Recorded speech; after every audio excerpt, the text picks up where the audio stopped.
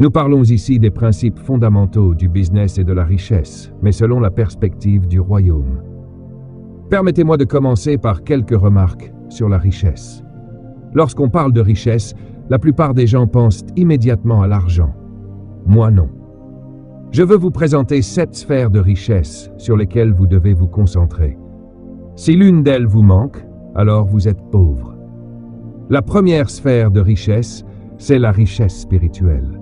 La Bible appelle cela être riche pour Dieu. Si votre vie spirituelle est en désordre, même avec $1 milliard à la banque, vous êtes pauvre. À quoi sert-il à un homme de gagner le monde entier s'il perd ce qu'il a de plus précieux, son âme? Vous devez donc veiller à être riche dans votre vie spirituelle. La deuxième sphère de richesse dans le royaume, c'est la richesse de l'âme. Cela signifie le développement intellectuel et émotionnel. Vous devez vous concentrer sur votre développement intellectuel. Dieu vous a donné un cerveau, mais vide, comme un disque dur. C'est à vous de choisir ce que vous y téléchargez. Cela s'appelle apprendre. Vous devez être riche dans votre âme, c'est-à-dire dans votre intelligence, votre volonté et vos émotions. À quoi bon avoir $1 milliard si vous n'avez pas l'intelligence pour investir, ni la connaissance pour faire fructifier cet argent, ni la sagesse pour bien l'utiliser? C'est pourquoi Salomon était intelligent. Quand Dieu lui a demandé ce qu'il voulait, il n'a pas demandé de l'argent. Il a demandé à Dieu la richesse de l'âme, la sagesse, la connaissance et l'intelligence. Plus tard, dans le livre des Proverbes, Salomon écrit que la sagesse produit la richesse. Un des disciples de Jésus, Jean, a écrit dans sa 3e lettre « Je souhaite que tu prospères à tous égards et sois en bonne santé, comme prospère l'état de ton âme. » Cela signifie que ta santé dépend de ton état mental et que ta prospérité dépend du développement de ton âme. Je dis toujours à ceux que je forme dans les affaires, la richesse est d'abord une idée, ce n'est pas de l'argent. La richesse commence dans l'esprit. La 3e sphère de richesse à rechercher dans le royaume de Dieu, c'est la richesse physique. C'est intéressant de noter que Steve Jobs, l'un des hommes les plus riches de l'histoire et cofondateur d'Apple, avait des centaines de milliards de dollars. Mais aucun de ces dollars n'a pu le sauver d'un cancer du pancréas et du foie. Il est mort avec $1 milliard sur son compte, mais sans richesse physique. Peu importe votre savoir ou votre talent, si votre corps s'effondre, vous êtes pauvre. C'est pourquoi Jean disait « Je souhaite que tu prospères et sois en bonne santé ». Rien n'est plus frustrant que d'être allongé sur un lit avec de grandes idées. Vous devez devenir riche dans votre corps. Cela signifie, après ce message, engagez-vous à devenir en bonne santé. Dieu, lorsqu'il a fondé la nation d'Israël, leur a donné toutes sortes de lois, dont plusieurs concernaient leur santé physique. Une liste d'hygiène, un programme de santé, des aliments à consommer et d'autres à éviter. Il voulait qu'ils soient riches dans leur corps. Par la grâce de Dieu, ma femme, mes enfants et moi n'avons pas été malades depuis 36 ans. Aucune maladie dans notre maison. Bien sûr, nous vivons selon la culture du royaume, mais nous mangeons aussi sainement, nous faisons de l'exercice, nous buvons de l'eau pure, nous lisons de bons livres et écoutons des enseignements édifiants. Nous évitons même les mauvaises compagnies, car cela nuit à la santé. Si vous êtes entouré de gens qui se plaignent constamment, qui critiquent sans cesse, vous vivez dans un environnement malade. Vous devez prospérer physiquement. La 4e sphère de richesse, c'est la richesse sociale. On n'y pense pas toujours, mais c'est vital. Soyez riche en amitié, dans vos relations familiales avec votre entourage. Vous êtes aussi pauvre que vos amis. Vous êtes aussi riche que les personnes que vous fréquentez. Si votre mariage va mal, vous êtes malade. On parle de maladie sociale. Si vos relations avec vos parents sont tendues, pleines de rancune et d'amertume, vous êtes pauvre dans votre richesse sociale.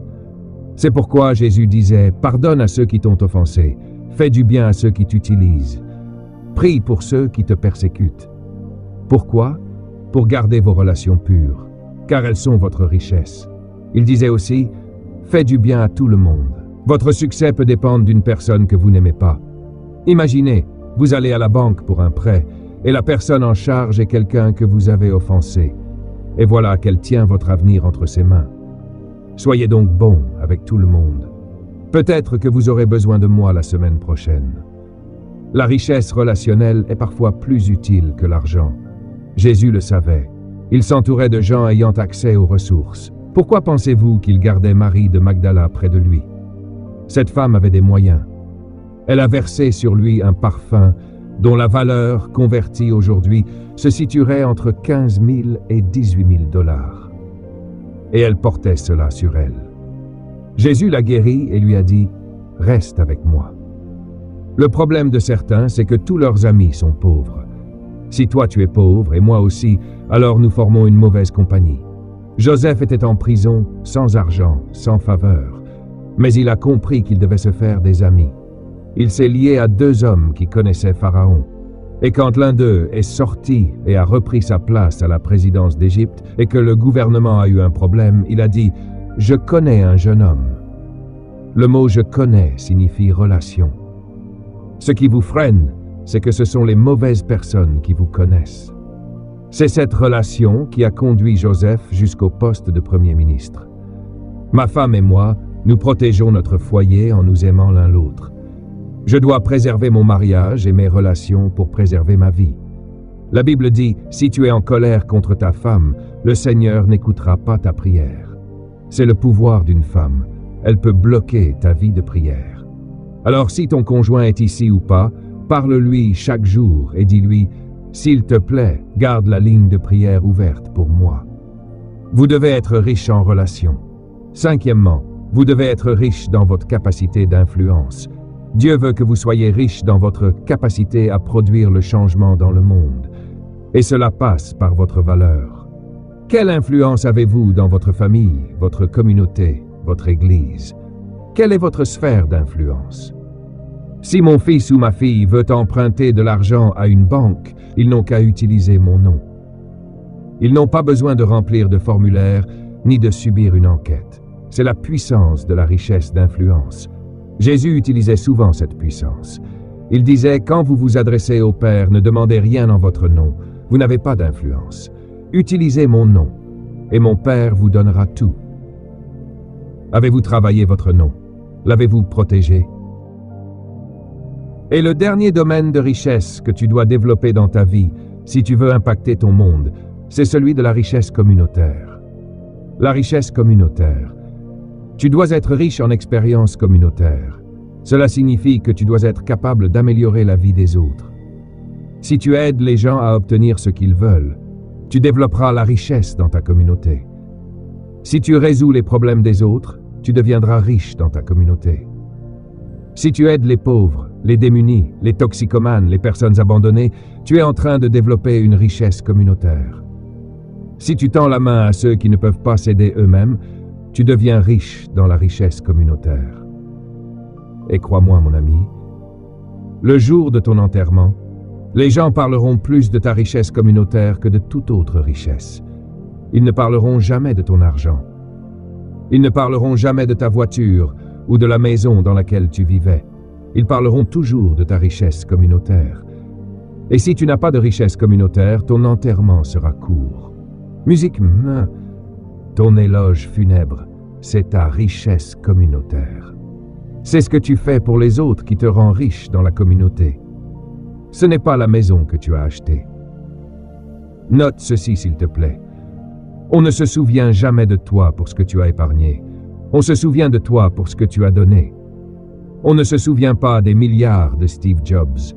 On se souvient de l'iPhone qu'il nous a donné. C'est ce qu'il nous a donné qu'on retient, pas son argent. Ne te concentre pas sur l'argent matériel. Concentre-toi sur la richesse dans ces domaines et tu ne seras jamais oublié.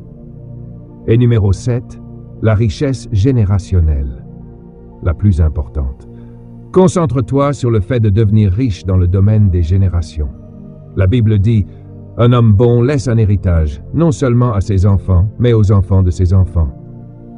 Tu es riche si tes petits-enfants peuvent bénéficier de ce que tu fais aujourd'hui. Je répète, tu es riche si tes petits-enfants peuvent bénéficier de ce que tu fais. Si tu consommes tout pour toi-même, tu es pauvre. Tu sais, quand ma femme et moi planifions notre avenir, nous avons décidé d'acheter des propriétés pour nos arrière-petits-enfants. Parce que nous voulions prouver que la Bible dit vrai. Alors nous avons acheté beaucoup d'immobilier avant même que nos enfants soient mariés. Pas pour eux, mais pour les enfants de leurs enfants. Nous les avons déjà achetés, ils sont payés. Donc selon Dieu, je suis un homme bon. Un homme bon fait quoi? Il laisse un héritage aux enfants de ses enfants. La richesse générationnelle. Si tout meurt avec toi, tu es un échec. Si tu laisses une hypothèque à tes enfants à payer, tu es un mauvais homme. Pas une bonne femme. Ah, c'est silencieux maintenant, hein? Dans le royaume de Dieu, tu dois penser générationnel, tout le temps. Laisse à tes enfants une bénédiction, pas une malédiction. Laisse-leur des actifs, pas des dettes. Certains d'entre vous prient pour que Dieu vous bénisse avec des ressources matérielles, mais Dieu refuse de vous les donner, parce qu'il attendait cette session. Il savait que vous n'étiez pas prêt pour la richesse, vous la gaspilleriez, vous la consommeriez pour vous-même. La vraie richesse se trouve dans ces 7 domaines. Rentre chez toi et enseigne-les à tes fils et à tes filles. Montre cette liste à tes enfants et dis-leur, « Mon fils, ma fille, ceci est la vraie richesse. » D'abord, deviens riche envers Dieu. Ensuite, que ton âme devienne riche. Lis, étudie, apprends, grandis, achète les livres du Dr. Monroe. Développe ton corps physique. Ne fume pas, ne bois pas, ne regarde pas de choses impures, ne lis pas de mauvaises choses. Ne consomme pas de drogue. Ne maltraite pas ton corps en négligeant ton sommeil. Ne commets pas de relations sexuelles hors mariage. Prends soin de ton corps. Deviens riche dans ton corps physique. Explique-leur où se trouve la vraie richesse. Et tu remarqueras que dans cette liste, je n'ai pas mis l'argent. Parce que l'argent n'est pas la richesse. J'espère que tu ne m'oublieras jamais aujourd'hui. Emmène-moi dans ton avenir. Je suis un homme riche parce que mon fils et ma fille supervisent mes investissements. Imagine ce que je ressens de savoir que mon fils et ma fille protègent ce pour quoi j'ai travaillé. Ça, c'est la richesse. Que ma femme m'aime encore, ça, c'est la richesse. Que mon conseil d'administration soit le même depuis 35 ans, ça, c'est la richesse. Que mes amis soient restés les mêmes depuis 50 ans, ça, c'est la richesse. Et que les nouveaux amis que j'acquiers soient des atouts pour ma vie, ça aussi, c'est de la richesse.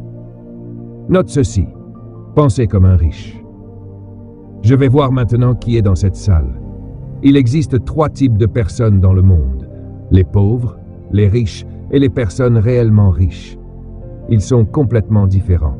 Si tu veux savoir comment pensent les pauvres, les riches et les personnes vraiment riches, note ceci. Les pauvres pensent toujours à l'argent. Ne te retourne pas, il y en a un juste derrière toi. Reste concentré. Tout ce dont ils parlent, c'est d'argent. Je n'en ai pas assez, j'ai besoin d'une augmentation, je ne peux pas payer ceci, si seulement j'avais plus d'argent. Dieu, donne-moi de l'argent. Bénis-moi financièrement. C'est toujours argent, argent. Ce sont des pauvres. Les riches sont différents. Ils pensent aux choses. Voici ma voiture, voici mon costume, voici ma maison. Tu aimes mon sac. Tu as vu ma chemise. Regarde mes chaussures. Ils parlent de leurs choses. Regarde mon bateau, regarde mon yacht. Ce sont des riches. Ils sont un peu fous. Ils ne parlent que de ce qu'ils possèdent. Mais les vrais riches sont différents. Les vrais riches pensent aux idées. C'est là que Dieu vit. C'est dans cette sphère que tu entres. Dieu t'a envoyé à cette réunion pour recevoir des idées, pour recevoir de nouveaux principes issus de sa parole. Un homme avec des idées est toujours riche. Un pauvre, c'est un homme sans idées. Donc les riches ne pensent pas à l'argent. Ils ne parlent jamais de leur possession. Ils parlent d'idées. Ils donnent des idées. Ils discutent des idées. C'est le niveau de pensée du royaume. Tu m'écoutes? Je te donne le secret pour sortir de la pauvreté dans ton pays. Tu dois arrêter de courir après l'argent. L'argent n'est pas le problème. Le royaume de Dieu ne repose pas sur l'argent. Il repose sur les idées. Pour ceux qui sont spirituels, laissez-moi vous expliquer. Jean chapitre 1. Écris-le dans tes notes. Jean chapitre 1, verset 1. Il est écrit: au commencement était la parole, et la parole était avec Dieu, et la parole était Dieu. Attends une minute, c'est profond. Puis il est dit: tout a été fait par elle. Et encore, la parole est devenue chair. Waouh! Cette parole doit être importante. Maintenant, écris le mot parole dans ta langue. Dans ce verset, le mot parole est un mot hébreu traduit en grec dans le Nouveau Testament. C'est le mot logos. Écris-le. Logos. Logos. Ce mot signifie idée exprimée. Note-le bien, idée exprimée. Ce verset est très difficile à traduire car il n'a pas de sens littéral dans ta langue. Voici une traduction plus fidèle. Au commencement était l'idée exprimée de Dieu. L'idée de Dieu était Dieu. Et cette idée de Dieu a tout créé. Et l'idée de Dieu est devenue chair et a habité parmi nous. Tu vois? Je te l'avais dit. La chose la plus puissante sur terre, c'est une idée. Dieu a envoyé une idée pour sauver le monde, parce que le monde avait de mauvaises idées. Jésus-Christ est l'idée de Dieu dans un corps. Tu es aussi pauvre que tes idées. Et tu es aussi riche que tes idées. Jésus-Christ a tout créé. Les idées créent. Dis-le. Les idées créent. La Bible dit, tout a été fait par lui. Lui qui? La parole. La parole qui? L'idée exprimée. Sais-tu que tout ce qui est dans cette salle était d'abord une idée? Tes chaussures étaient une idée. Ta robe, ton téléphone, ta montre, ton iPad, ce bâtiment, cette réunion, tout était d'abord une idée. Donc pas d'idée, rien. Petite idée, petite chose. Grande idée, grande chose. Alors je me demande, qui es-tu? Es-tu pauvre? Es-tu riche? Ou es-tu réellement riche? Je ne suis pas encore sûr. Mais on va voir. Note ceci s'il te plaît. L'argent se poursuit. Les richesses s'accumulent. Mais la richesse, elle, se crée. Et c'est très différent. Dieu ne veut pas que tu cours après l'argent. Il ne veut pas non plus que tu accumules des choses. On l'a lu plus tôt. La vie d'un homme ne dépend pas de ce qu'il possède. Si tu as besoin de choses pour te sentir important, tu es pauvre. Tu n'as pas besoin de choses pour te sentir important. C'est toi qui rends les choses importantes en les intégrant à ta vie. Mais les vrais riches créent de l'argent. C'est pourquoi en pleine crise mondiale, les riches ne paniquent pas. Ils réfléchissent. Étudie Jésus. Chaque fois qu'il était pris dans une crise, il avait un plan. Tu penses. Tu ne paniques pas. Tu penses. Cela demande la même énergie de paniquer que de planifier. Alors utilise ton énergie correctement. Paniquer demande de l'énergie. Planifier aussi. Alors convertis ton énergie. J'ai bâti une organisation valant plusieurs millions de dollars. J'ai passé toute ma vie dans des réunions de conseil. Je siège au conseil d'administration d'hôpitaux, de banques, de compagnies d'assurance. Et dans ces réunions, il y a toujours de grandes décisions à prendre. Je suis même président de certains de ces conseils. Mon rôle, c'est de trouver des solutions. C'est pour ça qu'ils veulent que je sois président. Parce qu'ils savent que je ne panique jamais. Pourquoi? Parce que je suis dans le royaume de Dieu. J'ai accès à une sagesse qu'ils n'ont pas. Gloire à Dieu. Alléluia. Quand Pharaon a demandé à Joseph, « Où as-tu trouvé cette sagesse ?»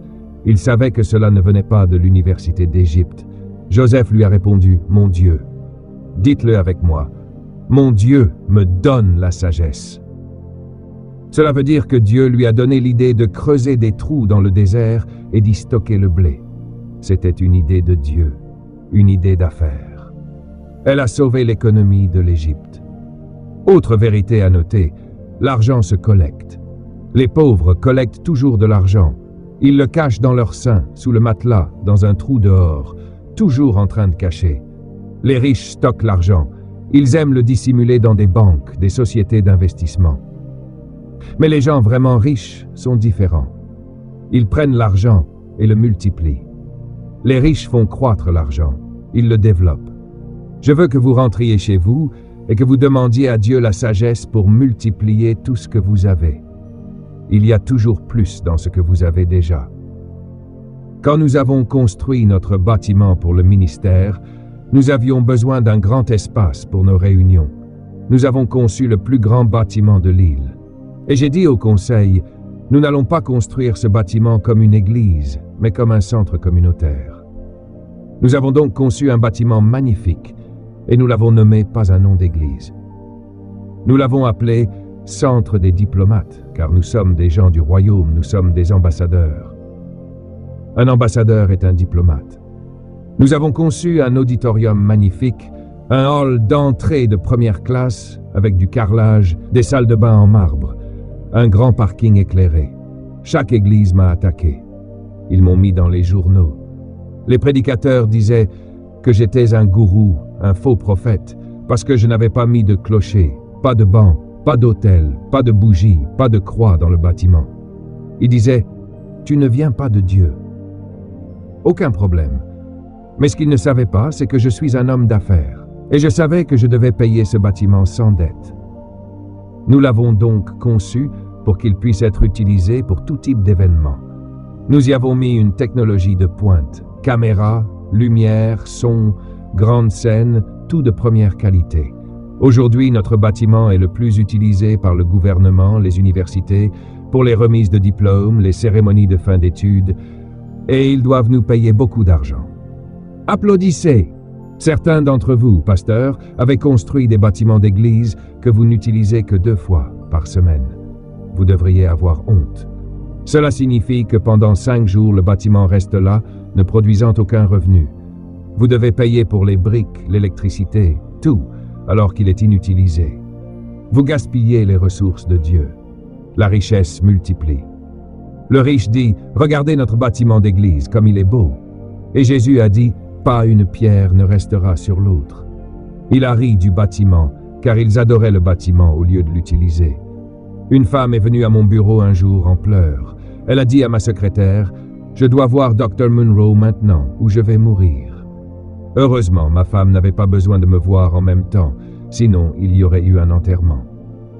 Vous comprendrez ça plus tard. Elle est entrée, s'est assise et m'a dit « C'est fini, ma vie est finie. » Et elle s'est mise à pleurer. « J'ai 2 enfants, pas de mari, je viens de perdre mon emploi, plus de revenus, c'est mon dernier chèque, je vais mourir. » Et elle pleurait. Je lui ai dit « Pourquoi pleurez-vous » Elle m'a répondu « Vous n'avez pas entendu. J'ai perdu mon emploi à l'hôtel. Ils m'ont licencié. Je n'ai plus d'argent.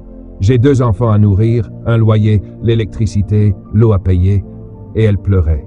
Je lui ai dit « Ma chère, vous n'avez pas de problème. Vous pensez mal. » Que voulez-vous dire? Écoutez, avez-vous un four chez vous? Oui. Combien de fois l'utilisez-vous? Chaque dimanche. Donc vous avez un four que vous avez payé avec l'argent de Dieu et vous ne l'utilisez qu'une fois par semaine? Oui. Alors votre four est mort pendant 6 jours. Vous n'êtes pas pauvre. Vous ne pensez pas correctement. Je lui ai dit, prenez votre dernier chèque. D'abord, payez votre dîme. Quoi? Oui, protégez-vous contre les problèmes spirituels. Ensuite, allez à l'épicerie et achetez de la farine, des raisins secs, de l'avoine. Parce que je me souviens de vous. Vous m'avez déjà fait des cookies. Vous avez un don. Oui. Faites des cookies avec cet argent. Faites-les cuire dans votre four.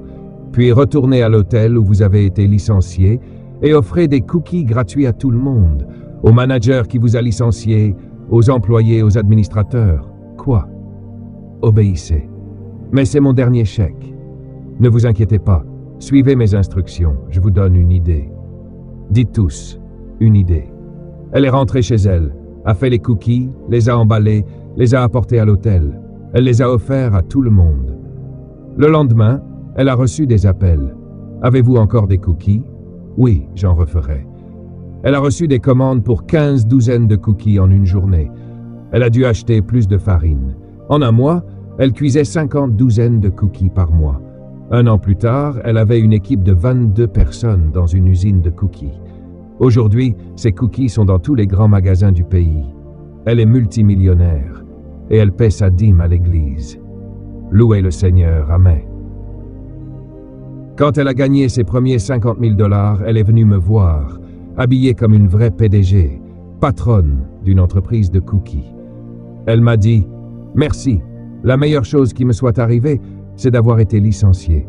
Aujourd'hui, elle est la numéro 1 des cookies dans le pays, roule en belle voiture, ne cherche plus d'argent, elle a eu une idée. Elle m'a donné une enveloppe. C'est pour vous remercier. Je l'ai ouverte. Alléluia, 10 000 $. J'ai dit « Merci Seigneur. Envoie-moi d'autres femmes à cookies. » Elle était assise sur une richesse dans sa maison, dans un four qu'elle n'utilisait pas. Je me demande ce qu'il y a dans ta maison. Tu n'es pas pauvre. Il faut juste que tu penses autrement. Je termine avec une écriture. Genèse chapitre 26. Dieu veut-il que tu sois riche? Voyons cela. Genèse chapitre 26, verset 12. Isaac sema dans ce pays et il recueillit cette année-là le centuple car l'Éternel le bénit. Cet homme devint riche. D'accord, il n'était plus pauvre. Il devint riche. C'est le second niveau. Mais regardez, et sa richesse alla en augmentant. Il entra dans la richesse, et il devint très, pas riche, mais riche en biens. Cela veut dire qu'il est passé du matériel aux idées. Il avait tellement de troupeaux, de serviteurs, qu'il employait d'autres personnes. Il leur donnait du travail parce qu'il poursuivait la volonté de Dieu. Et la Bible dit que les Philistins l'enviaient. Ma question, combien de riches t'envient? Paul dit que pour gagner un juif, tu dois le rendre jaloux. Mais comment rendre un riche jaloux? Je vous laisse méditer ça, vous êtes intelligent. Les Philistins l'enviaient parce que Dieu l'avait rendu riche. Dieu ne donne pas la richesse. Lisons Deutéronome chapitre 8, verset 17. Dieu dit, « Lorsque tu deviendras riche, tu diras peut-être, c'est ma force et la puissance de ma main qui m'ont procuré ces richesses. » Mais ce n'est pas vrai. Il dit, « Souviens-toi de l'Éternel ton Dieu, car c'est lui qui te donne le pouvoir de les acquérir. » Pas la richesse, mais le pouvoir de produire la richesse. Waouh! Dieu ne donne pas l'argent, il donne des idées. Note ceci. Le mot pouvoir signifie idée, stratégie, concept, projet. Dieu te donne des idées, il te donne des stratégies, il te donne des concepts, il te donne la capacité de produire la richesse. Si tu peux produire quelque chose, ça ne s'arrêtera jamais. Si tu peux produire quelque chose, tu l'auras toujours. Les pauvres perdent de l'argent, les riches perdent des choses, les riches producteurs continuent de produire. Dieu dit, ne prie pas pour quelque chose qui s'épuise, prie pour quelque chose qui continue de produire. Des idées qui continuent. J'ai rencontré Bill Gates pour la première fois à Tacoma, Washington. Je parlais lors d'une conférence sur le leadership. Une de ses assistantes était présente, elle siège à son conseil. Elle m'a dit, après avoir entendu mon intervention, « C'est le meilleur enseignement que j'ai entendu sur le leadership. Je veux que vous rencontriez Mr. Gates.